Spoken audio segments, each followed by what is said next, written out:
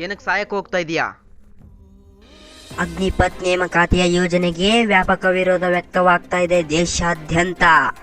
ಕೇಂದ್ರವು ಯುವಕರ ಭವಿಷ್ಯದ ಜೊತೆಗೆ ಆಡ್ತಾ ಇದೆಯಾ ಚೆಲ್ಲಾಟ. 100 ಜನರಲ್ಲಿ 75 ಜನ 4 ವರ್ಷದ ಬಳಿಕ ಮನೆಗೆ. ಆರ್ಮಿ ಆಗ್ಬೇಕನ್ನೋದು ಬರೀ ನನ್ನ ಆಸೆ ಅಲ್ಲ, ನನ್ನ ಕುಟುಂಬದ ಎಲ್ಲರ ಆಸೆನೂ ಆಗಿತ್ತು. ಎಲ್ಲ ಮುಗಿಸಿ ಇನ್ನೇನು ಆರ್ಮಿ ಸೆಲೆಕ್ಷನ್ನಿಗೆ ಬರ್ತಾರ ಅನ್ನೋಷ್ಟರಲ್ಲಿ ಈ ಯೋಜನೆ ಜಾರಿಗೆ ಬಂದ್ಬಿಡ್ತು. ನನ್ನ ಕನಸು ನನಸಾಗಲ್ಲ ಅಂತ ಗೊತ್ತಾಗ್ಬಿಡ್ತು.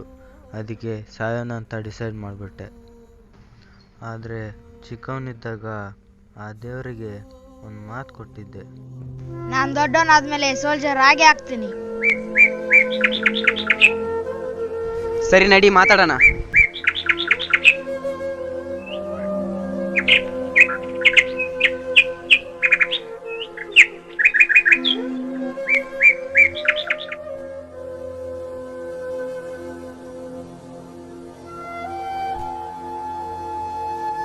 ಅದಕ್ಕೋಸ್ಕರ ಸಾಯಕ್ಕೆ ಹೋಗ್ತಾ ಇದೆಯಾ? ಚಿಕ್ಕವನಿದ್ದಾಗಿಂದ ಕನಸ್ಕೊಂಡಿದ್ದು 4 ವರ್ಷ ಕೆಲಸ ಮಾಡಕ.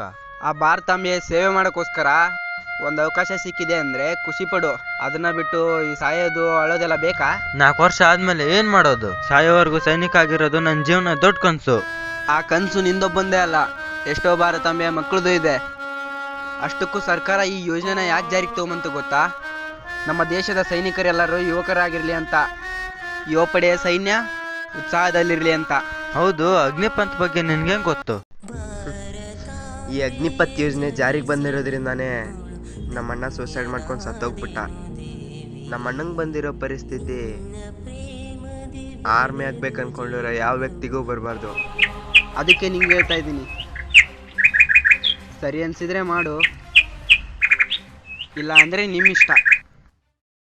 ಥ್ಯಾಂಕ್ಸ್ ಗೆಳೆಯ, ನೀನು ಹೇಳ್ದಂಗೆ ಮಾಡ್ತೀನಿ. ಜೈ Hind captain Vikram.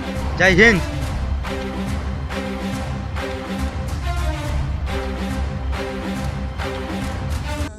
Indian army ಆಗ್ಬೇಕು ಅಂದ್ಕೊಂಡಿರೋದು ತುಂಬ ಜನರ ಕನಸಾಗಿರುತ್ತೆ. ಆದರೆ ಅವ್ರ ಕನಸನ್ನೆಲ್ಲ ನನಸು ಮಾಡೋಕ್ಕೆ ಹೆಲ್ಪ್ ಮಾಡೋದು ನನ್ನ ಕನಸಾಗಿತ್ತು.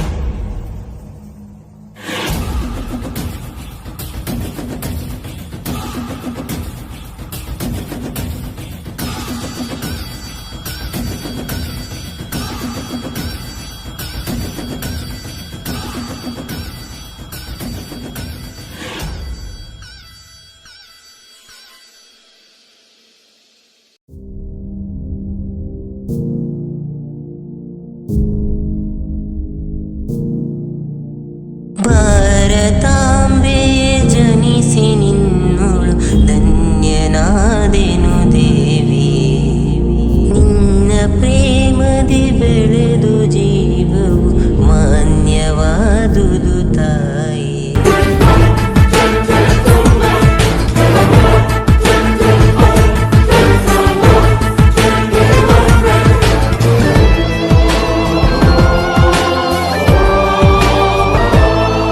ಕೈಲಾದಷ್ಟು ಸಹಾಯ ಮಾಡಿ. ನಿಮ್ಮ ಸಹಾಯಧನ ನಮ್ಮ ಮುಂದಿನ ಕಿರುಚಿತ್ರಕ್ಕೆ ಉಪಯೋಗವಾಗಲಿ.